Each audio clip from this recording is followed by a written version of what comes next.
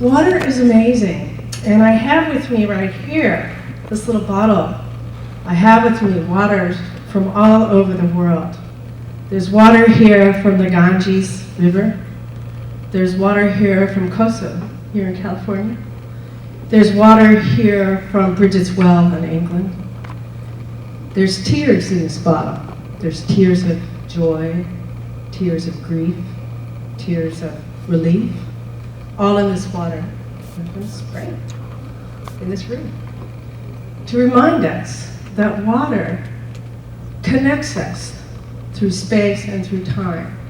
You know, they say that we're drinking Cleopatra's bathwater. And I think part of what we need to also remember are the cycles of water, like how water moves on this planet and how it moves on the earth, in the earth, above the earth, around the earth. It's the ultimate alchemical art of distillation, you know, as it evaporates and comes down as rain. It cleans itself, it purifies itself in that process. So one of the best things that we can really, you know, be with is rain. You know, I have a trick question sometimes where I ask students, I do a lot of education, like does our water come from? And people say, well, lakes and rivers and aquifers. It's like, no, the sky. This is where the water comes from. And in order to get that water from the sky into these storage places like lakes and rivers and aquifers and ponds and tanks, you know, we have to learn how to work with that. I live in a place, a small farm on the California coast north of San Francisco, in a little village named Bolinas. Has anybody ever heard of that place?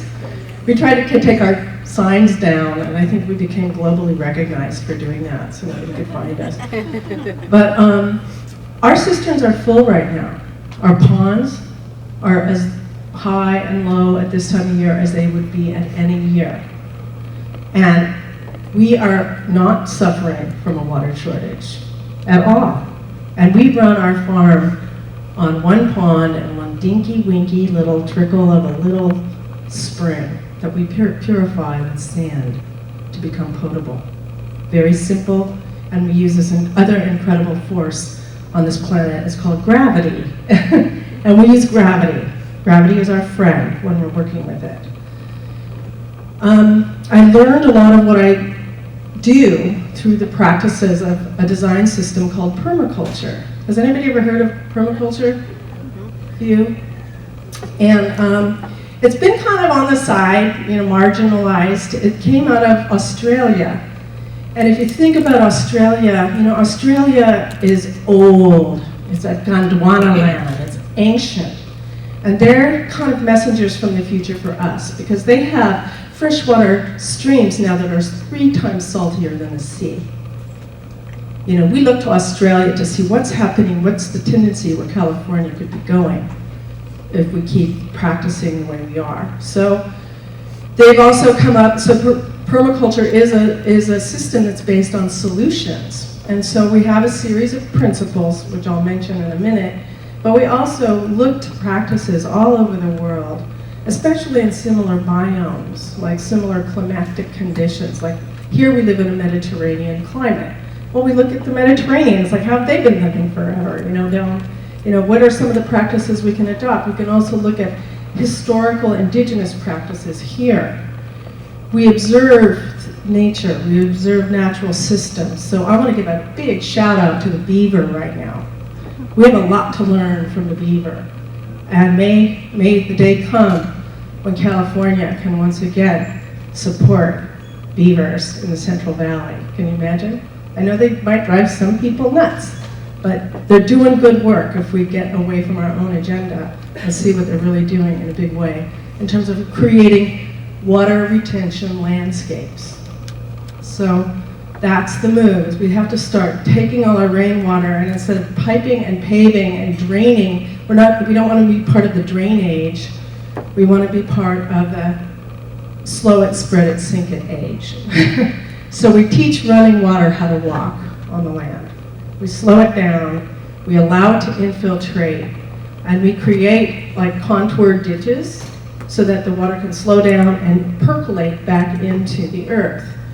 We've been treating the waters, especially here in California, like a bank account where we just keep sucking water out, but we're not putting it back in. In fact, some of our practices is we're compacting the land, and we're, through both development of housing and running large animals inappropriately on the land, that it compacts the land, and so when it rains, we have 88 to 100% runoff. And all of that is going, taking silt, killing the salmon, right? Silting up the streams, and getting out and salting it in the ocean. You know, what kind of a design system is that? So it's the water. So not only are we losing our water, but we're losing our soil at the same time through these practices. So what we have to do, this is what we did on our farm, is we capture every drop of rainwater that lands on that land, and if it doesn't go in a tank or a pond, it goes back into the earth where it belongs. And it goes back into the aquifers. So our trees, and it takes years to actually do this. You can't start planting for a drought when it's a drought. You got to start planning. Now we're planning for the next drought. And may it rain this winter. May we have a reprieve. And if you can capture every drop of this rainwater that's going to be coming this winter, you're golden. And it takes 3 or 4 or 5 years, and sometimes longer, for the springs to start flowing again that have dried up. Because once that water goes into the ground, it'll eventually start seeping out, and the creeks will start staying wetter longer into the dry season, and springs will start to flow again. So, you know, I mentioned large animals, for example. I'm not going to bad rap cows, because there's also solutions for running animals, even cattle, appropriately on the land in a way that you can restore prairies. But what do? You look to the wild herds. We have a man in our community named Alan Savory, developed holistic management system, it's called, and he was from South Africa and started looking at the wild herds and noticed that they didn't just spread out all over the place, that they bunched up because of predation, and they moved around and migrated in such a way that the land could recover in between their presence there. And also the mass, when they run, if they stampede, they actually score the earth enough to get the water back in the soil. So over the year, there are little hoof marks, and a rabbit dew falls in there, and water collects in there, and it actually starts to go back into the aquifers again. So it's all about doing things properly. I mean, even logging, you think, oh my God, logging. But if you move through the forest with the intention of forest health, you can actually increase your timber production while harvesting. And it's been done over and over and over again. I could go into much more technical detail, which we can. I'm open for questions. I'm here all 3 days. So feel free to ask me details about any of this, but right now, because I only have, a few 45 minutes or so, that I'm just putting some things on the table here to start for your reflection, to know that there are solutions, and it is all integrated. One of the tenets that came from permaculture was the recognition that the kind of agriculture that we're doing here, and I'm speaking about, European, industrialized, mechanistic, how it's evolved agriculture, is one of the most destructive human activities on the planet. And if we don't change how we're growing our food, especially here in the West, we're going to end up like Australia with.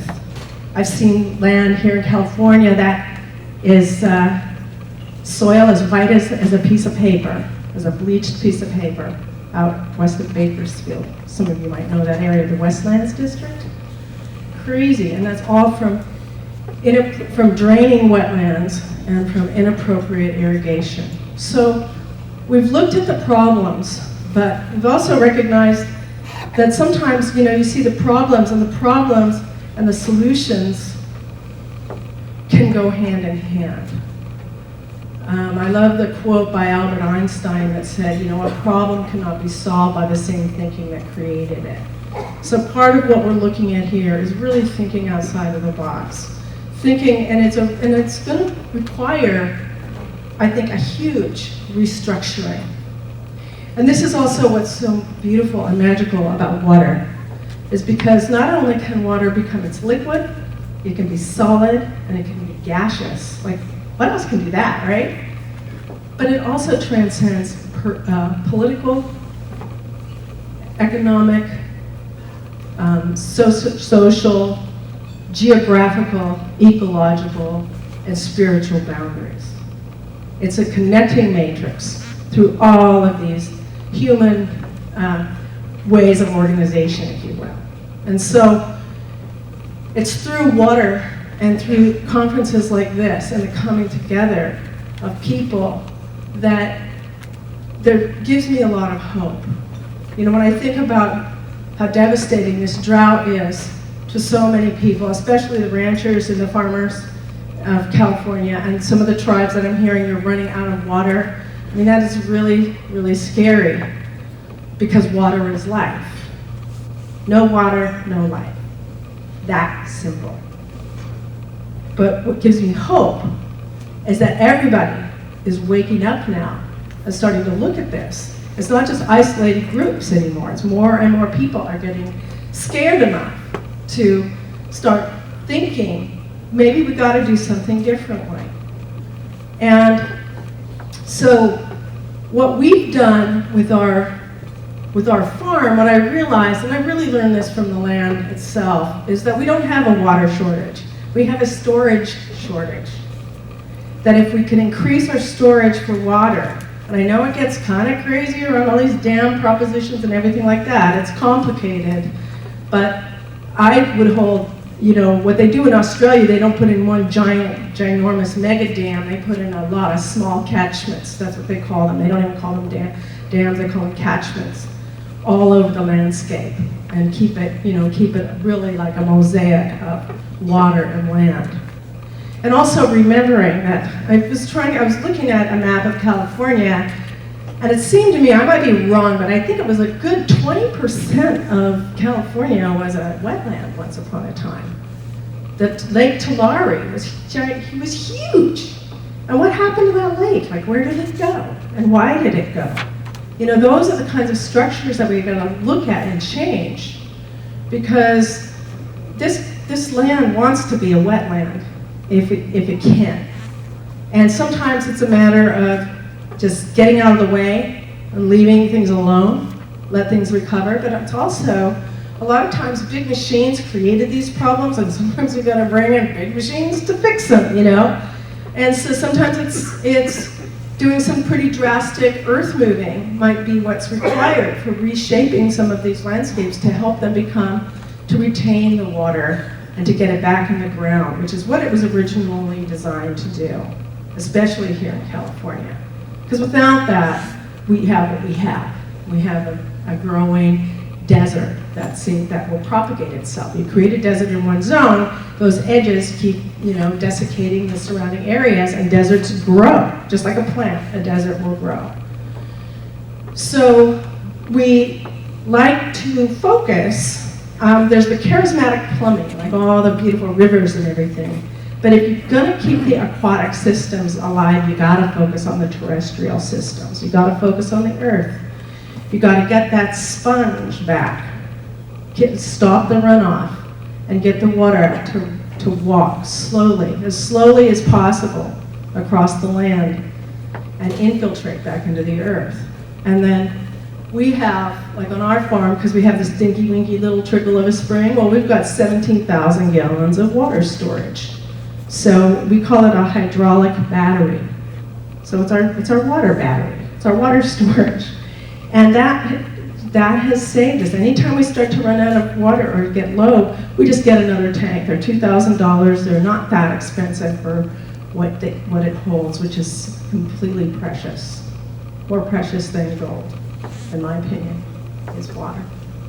So, and also we've been harvesting all the rainwater, so all upslopes from our ponds. So now, and we've been doing this for 10 years, so now when we have a drought, there's still a bank account in the land that's still seeping out into our ponds, and that's why our ponds are not low. I mean, they've gone down a little bit, but no different than any other fall time it's pretty normal. So we're watering freely, and we are knowing also all that water is going back into the land. We also do a lot of water conservation. I mean, I think I would be irresponsible to give a talk on water with also just talking about conserving and not wasting so much. Just the waste itself. I mean, I was happy here in this hotel to take a shower this morning, and I turn it on and the water gets hot just like that. It's like, how much water gets wasted just waiting for the hot water to come on, when you go to take a shower or do the dishes. Just little things like that can help. And you can use this other incredible force that lands on us is the sun, and using the sun for heating and cooling. Water and air is another like toolkit that we have in our bag of tricks to start conserving water and energy.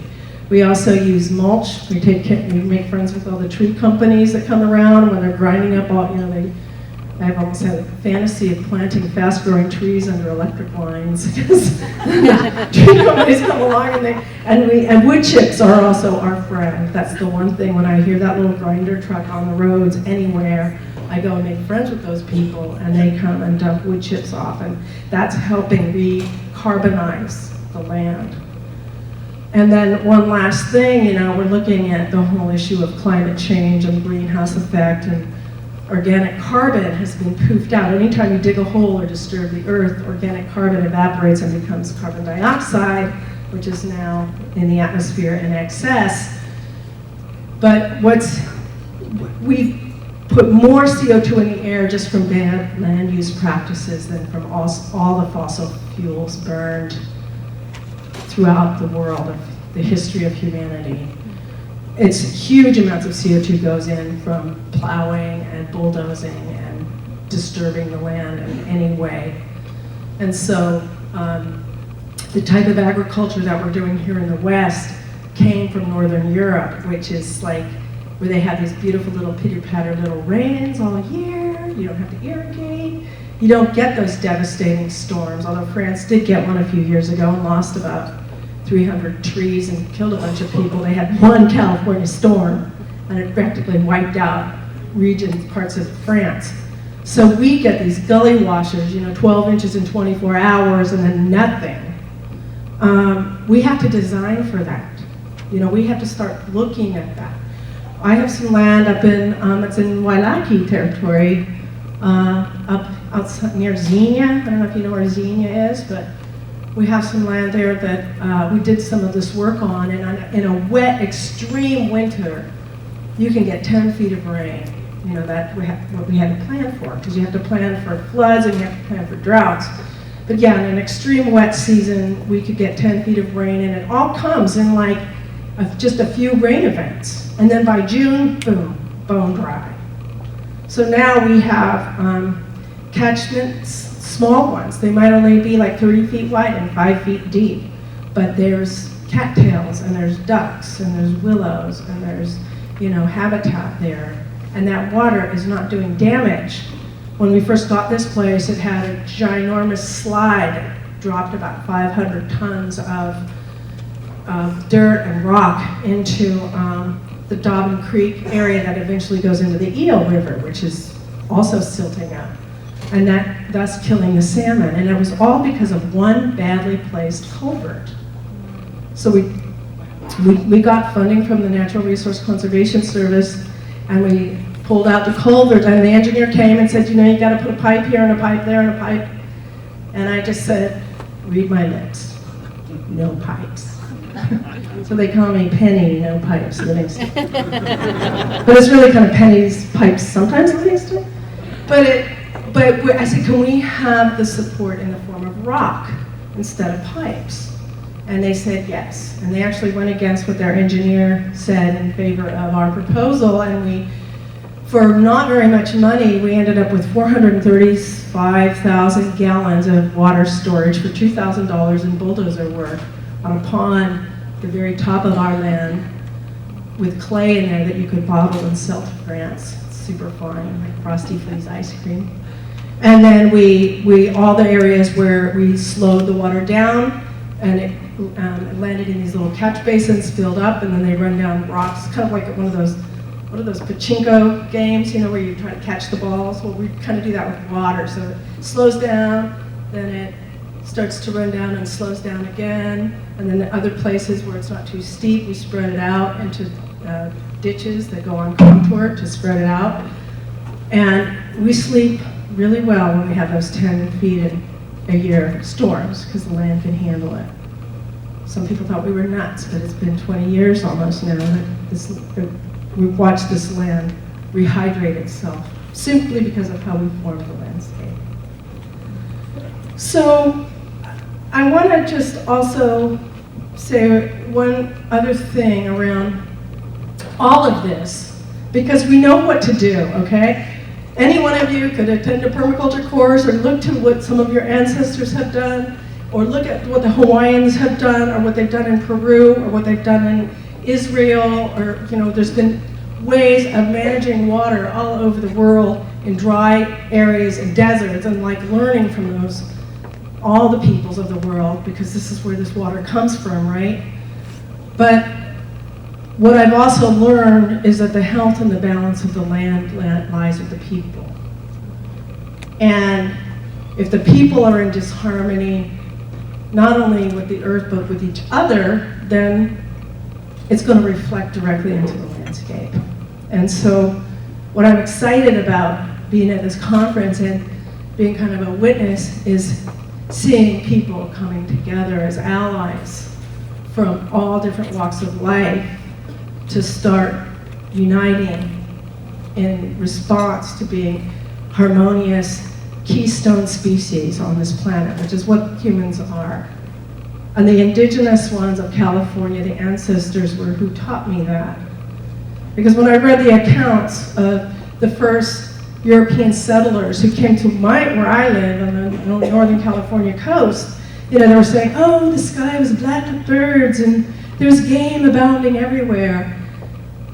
And fast forward to the environmental movement now, where it's like, take only pictures, leave only footprints, which is kind of a good thing in a lot of places. But what they're forgetting is that it was the people that managed the land. That was why the sky was black with birds and game was abounding everywhere. It had everything to do with land management by the keystone species, human being. And it was my friend Dennis Martinez, who was he's a Native American scientist, ecologist, who kind of said, well, excuse us, but there was a reason why this sky is black with birds and game was abounding everywhere, and it had a lot to do with Indian burning and with how the land was managed. Very complex system that people are just beginning to understand in the Forest Service today. They're getting it, you know, and this is also the good news. It's like slow and steady wins the race, right?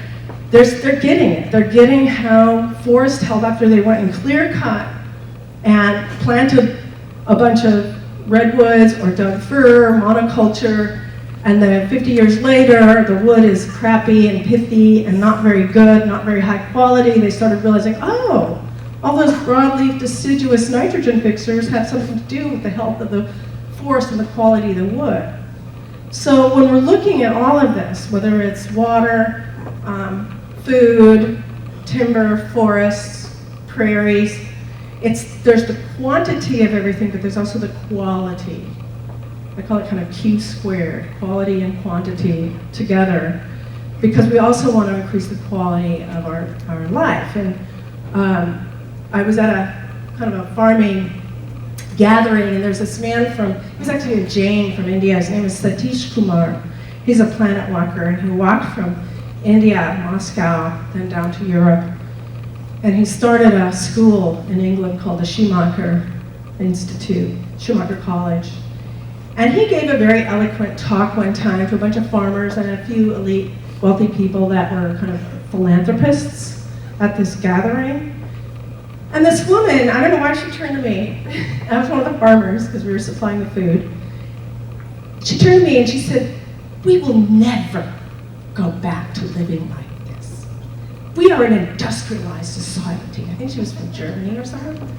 And we'll never go back to living like that. And I looked at her, since she said this to me, I looked at her and I said, with all due respect, And you always know when somebody starts with saying, with all due respect, you know it's going to come after that. I said, with all due respect, I said, you don't have enough money to buy the quality of the food that we serve on our farm. Like the goat milk comes out of the goat and it's cheese that day.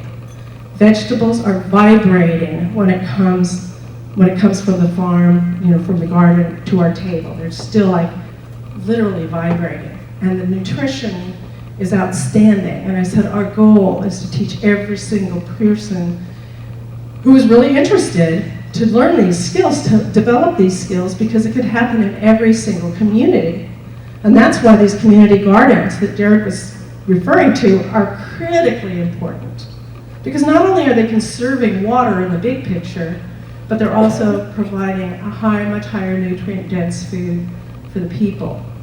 So, you know, it's all integrated. Okay, it's all interconnected, so you can't talk about water without talking about soil, without talking about forests and prairies and animals and, you know, energy and human and economy. It's all interconnected, and this is why it's kind of like a big rubber band ball that we, you know, how are we gonna, we could either try to unravel the rubber band ball, or we could just set the reset button and start a new system. And what that requires is for people to come together, put some of their agendas aside in unity for the earth. And that's the prayer that I have for all of you. And I started out giving gratitude to the ancestors. And I want to end with the prayer that may we be good ancestors.